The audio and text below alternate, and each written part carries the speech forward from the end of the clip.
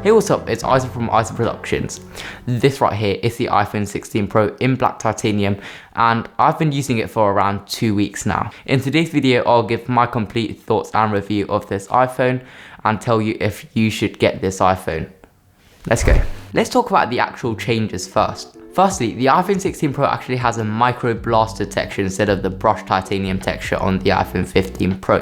What that means is that it's a bit shinier and a bit glossier, and I find that it attracts fingerprints a bit more. It could just be the black titanium color I got, but I find that I have to clean it more often. It also has a 5x tetraprism lens as its telephoto camera instead of a 3x on the 15 Pro. And it's finally good to see Apple giving the tetraprism lens to the 16 Pro instead of just the 16 Pro Max. Some of the other changes are the new camera control button, which we'll talk about later, a new desert titanium finish, the new A18 Pro chip, and even slimmer bezels compared to the 15 Pro and Pro Max. These are basically all the changes that the iPhone 16 Pro has compared to the 15 Pro, so not a lot there, but we'll get into the details. So let's talk about the elephant in the room, the camera control button. You probably read lots about this button already. This button feels incredibly fluid when you're actually using it right. For example, when you swipe to change zoom levels for every zoom level that you reach, for example 1x, 2x, 5x, it gives you a slight haptic click to actually confirm that you're on another zoom level, which I think is just some crazy attention to detail. The haptics also accommodate to your light presses and light double presses, as it gives you that simulated button press. So it gives you like a half click and then a full click if you actually put more force into it. Once you adjusted your grip, this camera control button works amazing. A solid press brings up the camera app or any other app you're assigned to, for example Instagram or Snapchat, and a light press in the camera app will bring out the adjustments for your control. For example, for me, I set my light press to zoom, so when I actually light press in the camera app, I can change my zoom levels when I swipe. When you double press, it gives you a list of controls to swipe through, for example, exposure, zoom, lenses, and photographic styles. And this basically means that you can scroll through the list and choose the control you want. It also has memory, so that the next time you open the camera app, it automatically remembers your control that you chose. And once you've finished all your adjustments, you just have to give a full press, and then that will take your photo, or you can long press to take a video as well. Let's talk about some of the negatives of this button now. I feel like they were a bit too ambitious here, and they overlooked an important factor. My fingers personally couldn't use the camera control button in a vertical orientation properly. I feel like every time I control something, my phone's going to fall, and I don't feel like my phone's secure when I'm actually holding it in a vertical position. For those wondering where the camera control button actually is, for my US viewers, it's actually the same position as the millimeter wave cutout. For me, when I use it in horizontal, it's absolutely fine, magical experience, but some still find that in horizontal orientation, it's a bit awkward to use. Hopefully they can fix this in later generations, such as the iPhone 17, but for now, this will do. For now, the camera control button works as a button for you to open the camera, and also a button for you to change all the adjustments you need. I say for now because in a later software update, Apple announced in their keynote that they will have a visual intelligence feature where you can just aim your camera at something and the iPhone will tell you what's in that image that you took. For example, it'll do a Google search for you or something like that. It's something like Google Lens that Google has done on their Pixels. Let's talk about the cameras now after the camera control button. I just want to say for this review, it's more for like the general consumers that are looking into this iPhone, and for my fellow videographers and photographers, a separate review for the cameras are coming later, so just stay tuned for that. Firstly, Apple spent a lot of time advertising for their 4K 120 capabilities. This feature is confined to only the 16 Pro and the 16 Pro Max, and not even the base iPhone 16 gets it. It is the first ever iPhone to actually shoot in 4K 120, and the older iPhones needed to shoot in 1080p 120. What this means is that you get significantly sharper and more detailed slow motion shots. From my experience, I find that my slow motion shots are significantly sharper, and it has much more detail when shooting in 4K compared to 1080 in my previous iPhone. However, one downside of 4K 120 is obviously the file size. For example, a 21-second clip is already 100 megabytes, which is really large for a phone that's starting with 128 gigs. So for me, I'll take a couple of slow motion shots in 4K until I switch back to HD to optimize for storage. However, if you don't mind the increased storage, this 4K 120 slow motion is absolutely insane. Apple also spent some time in the keynote talking about the 48 megapixel ultra-wide camera. After using it, I can't say it's a dramatic improvement from something like the old 12 megapixel ultra wide, because in low light and more challenging conditions, I find that the ultra wide camera performs about the same.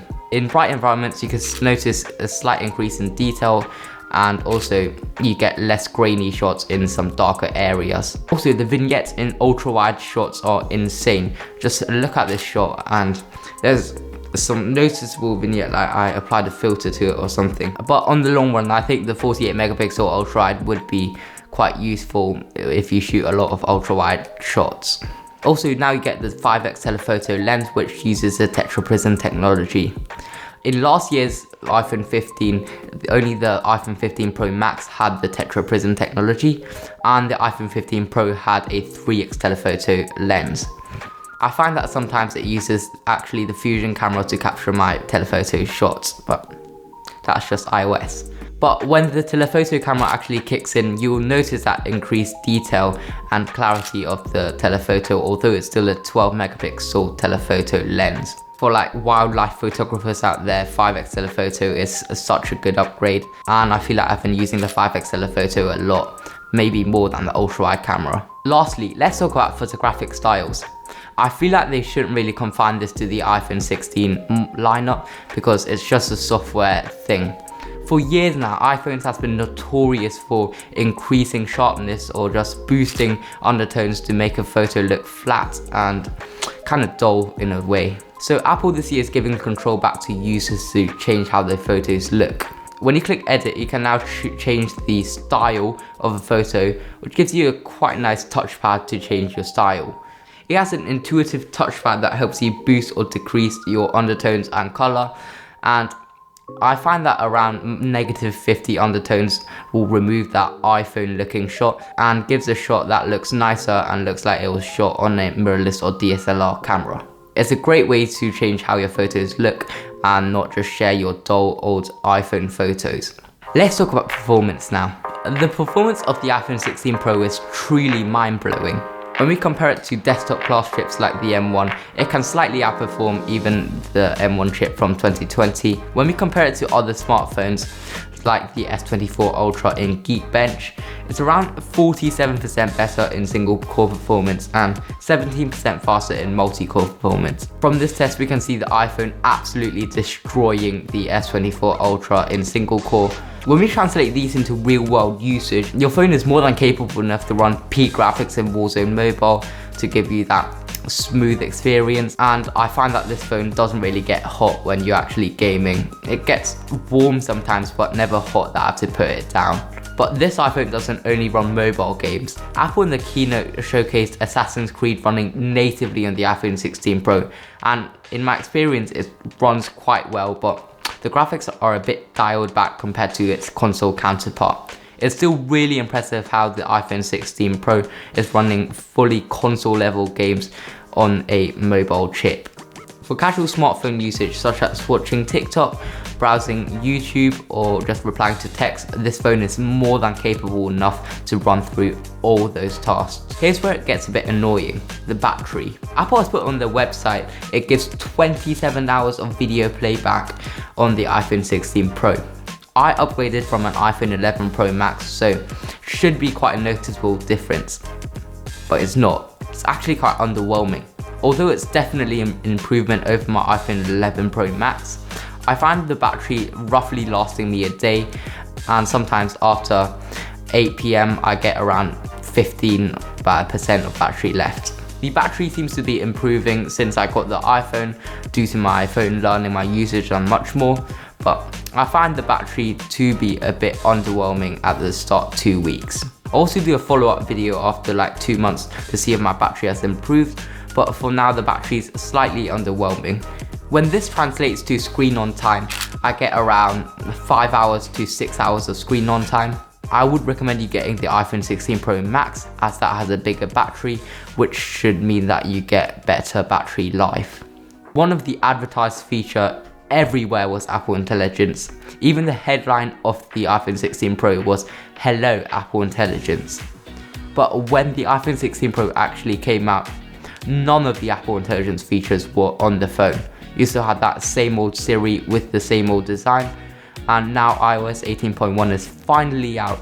You can finally get that Siri design that wraps around your screen when activated, and you can also get a smarter Siri in some sense. Still, a lot of the features are missing, but I'll start with some of the features in iOS 18.1. For example, Siri is much more forgiving when you stumble over your words. For example, if you stumble over your word, you can actually instantly correct yourself and Siri will probably get that right. It can also follow along on your conversation, which is something the old Siri can't do. For example, when you ask Siri the weather, you can instantly follow up by asking it, will it rain? And then it'll follow up and it will actually understand you without you having to repeat the place every time. Some of the other features that Apple Intelligence offers is image cleanup. It's kind of like the magic eraser tool in the Google Pixel phones, and it allows you to just select an object and remove it from your image. Personally, I find it to work some of the time, but some of the time it messes up as well. If your image has too much going on at once, the image cleanup tool will sometimes glitch and generate something that doesn't look right. So, writing tools is finally available on the iPhone. It's basically a list of tools that you can use to actually enhance your writing, such as summarizing, making it concise, or making it professional. And you can also turn a large amount of data into a table, a list, and key points. It's great when you're writing emails and you just have to rush over an email and ask AI to actually improve the email for you. So that's basically all the features present right now in iOS 18.1. More features are yet to come, such as a more context-rich Siri and Genmoji and stuff. So let's talk about who this iPhone is for. If you're coming from something like an iPhone 13 Pro or older, I think you should probably upgrade, maybe because of Apple Intelligence or the new performance improvements. And also the new telephoto camera is a solid upgrade for those upgrading from a 3X. However, if you're on the 14 or 15 Pro when you upgraded this phone, I don't think you'll notice a lot of difference on this iPhone compared to your old one, maybe with the exception of the camera control button and the 5X telephoto. This year's upgrade probably entices people with older iPhones to upgrade due to Apple Intelligence or some other features, and I think you should upgrade if you're on a 13 Pro or older. So that's my full review of this iPhone 16 Pro. If you enjoyed it, leave a like, a comment. For this video, I spent lots of time scripting, filming, making the thumbnails of this video, and it's probably the longest I've ever spent on a YouTube video. So if you enjoyed today's video, drop a like, subscribe, and I'll see you again in the next video. Peace out.